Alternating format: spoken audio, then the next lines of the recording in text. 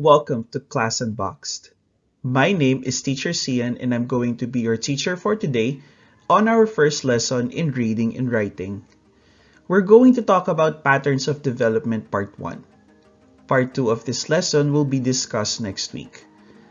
There will be moments in this episode that I will be explaining some things or terms in Filipino just to make it clear for everyone. Are you ready? Let's start.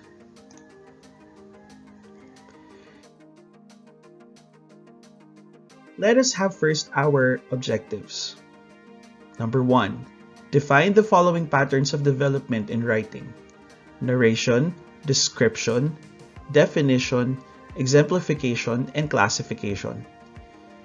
We're going to distinguish the uses and differences of each writing pattern mentioned and identify the transitional words and phrases used in the different writing patterns.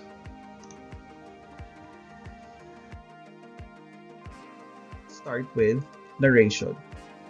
Narration is the process of recounting a sequence of events, real or imagined.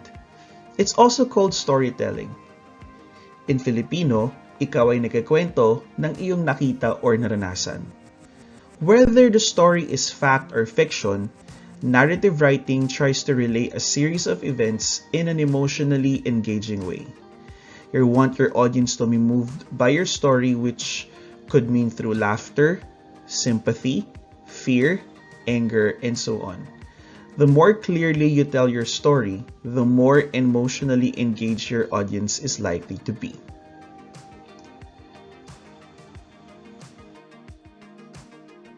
To observe when narrating a story. Let's start with plot.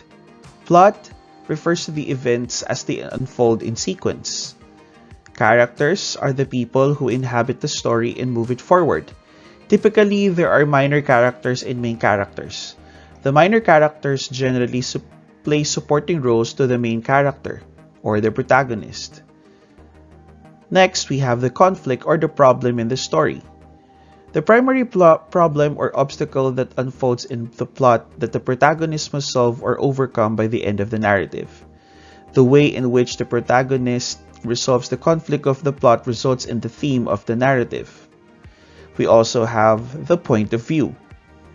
Now, it is very important that as a writer, you have to know how the story will be narrated. Is it going to be first-person point of view or third-person point of view? And lastly, the theme, the ultimate message the narrative is trying to express. It can be either explicit or implicit.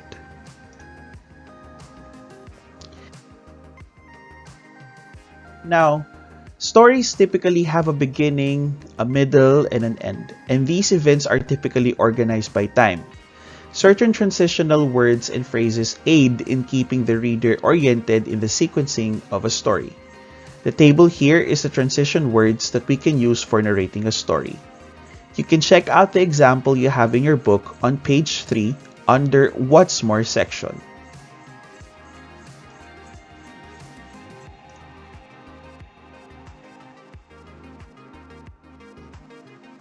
Now let's have description. Description is the pattern of narrative development that aims to make vivid a place, object, character, or group. When we say vivid, we want to make it clear. Basically, when we talk about description or when we are making a descriptive paragraph, we simply describe something or someone. This pattern of development involves the use of adjectives and adverbs. Now, let's refresh your memory on adjectives and adverbs.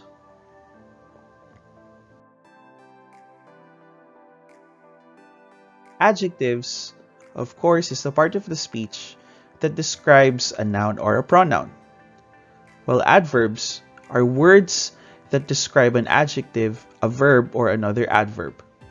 Now let's take a look at the example. The pretty red roses were sold immediately this morning.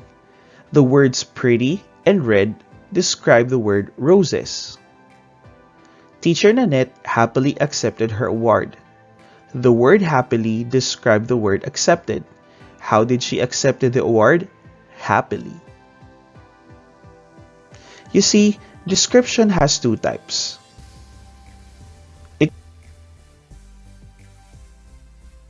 Description can be subjective or objective. Subjective description is often used in making fiction stories. The writer gives personal impression of what is observed. For instance, when you're asked by your teacher to write about a place you visit during summer, you tend to give your personal judgment of how you experience the place. The opposite of subjective description is objective description. When we talk about objective description, it is the impartial and actual picture of the subject without biases or without showing any biases and excluding the personal impression of the subject. Now let's take a look at some examples.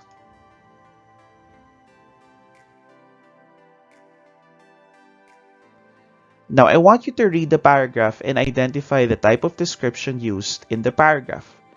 You may pause the video to read the text.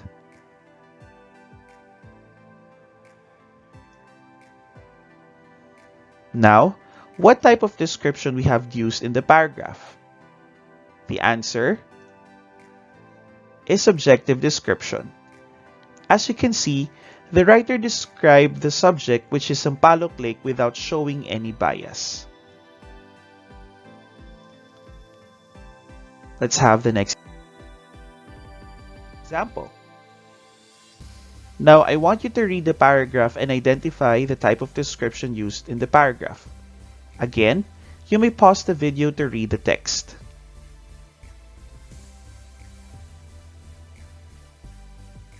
Now, what type of description we have used in the paragraph? The answer is subjective description. As you can see, the writer used his personal judgment on describing the subject, which is about Sampaloc Lake.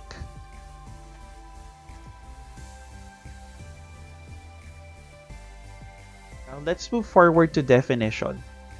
Definition explains not just what something means or is, but also what something does, what something is used for, what something looks like, and etc. Definitions provide concise but exact meanings of unfamiliar words and explain special meanings for familiar words.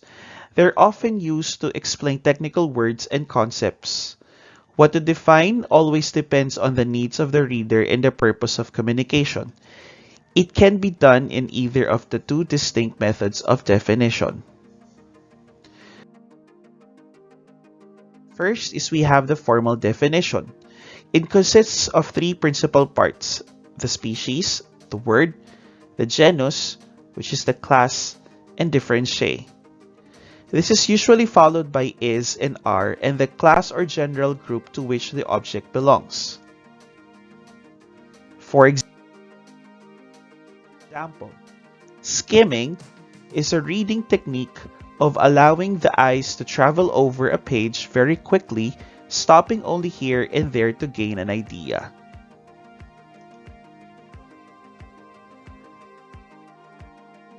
Let's talk about informal definition, and it can be done in two ways: denotation and connotation.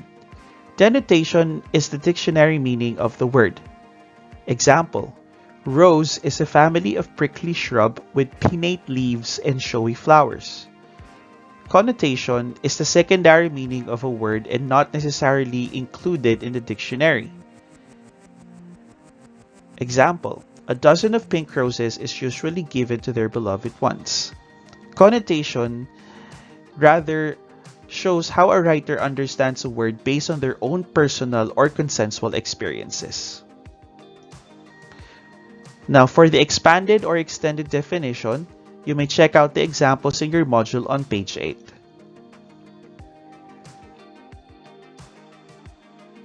Now, let's talk about classification. Classification is a pattern of development in writing that breaks down broad subjects into smaller, more manageable, and more specific parts. It is used when a writer needs to sort out or arrange subjects to groups or categories based on their common and shared characteristics. For example, if you were classifying clothing, you might classify by color and put all green colors, or clothes rather, into a category, with all red clothes in a separate category and all blue clothes in a third. Your principle of classification would then be color, or you might classify it by size, putting smalls together, mediums together, and so on. Remember to only use one principle of classification at a time, otherwise your designations will be confusing and irrelevant.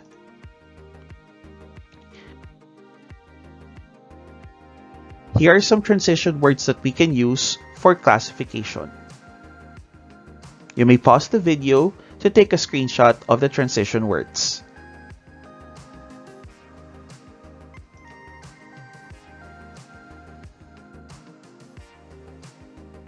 Now here's an example of classification paragraph. People looking to lose weight have a few options: exercise, diet, weight loss pills, or surgery. Exercising involves going to a gym, working out at home, or joining some sort of class or sports team. Dieting often involves strict management of what one eats in order to gain, or maintain weight. Weight loss pills can help individuals who have difficulty losing weight by reducing appetite, reducing fat absorption, or increasing fat burning. A person can lose weight by combining the pills with other methods such as diet or exercise. Individuals who are severely overweight can talk to a doctor about having a surgery to help them to lose the weight they need. Now, in this particular paragraph, we are actually classifying the options to lose weight, which is exercise, diet, weight loss pills, or surgery.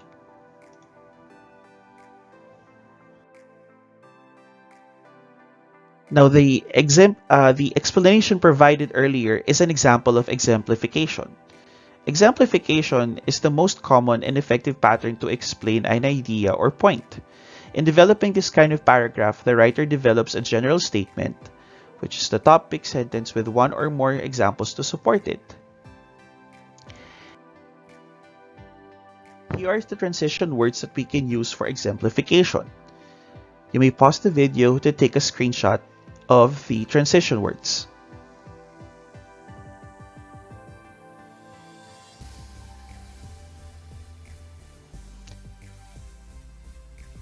Now here's an example of a classification paragraph. You may pause the video to read the text. Now if you look closely, the text focuses on dental hygiene, and the author is trying to explain why and how it became interested for him to engage in dental hygiene.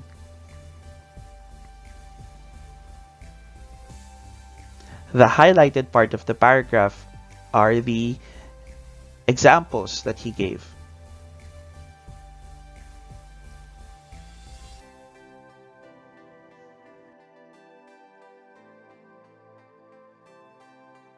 Here's the second part of the paragraph. Don't be confused. This is an example of exemplification paragraph. Oh, I apologize for the error in the slide.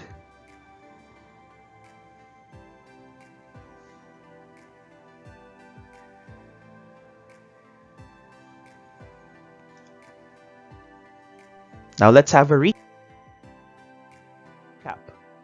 First is narration. Narration is the process of recounting a sequence of events, real or imagined. Next, description is the pattern of narrative development that aims to make vivid a place, object, character, or group. Definition explains not just what something means or is, but also what something does, what something is used for, what something looks like, and etc. Classification is a pattern of development in writing that breaks down broad subjects into smaller, more manageable, and more specific parts.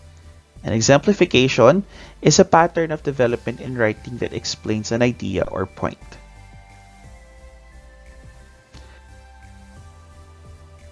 Next week, we're going to have a continuation of our discussion on patterns of development. Thank you so much for listening. And if you have any questions, kindly approach your subject teacher. And see you next week on our next discussion. God bless you and stay safe.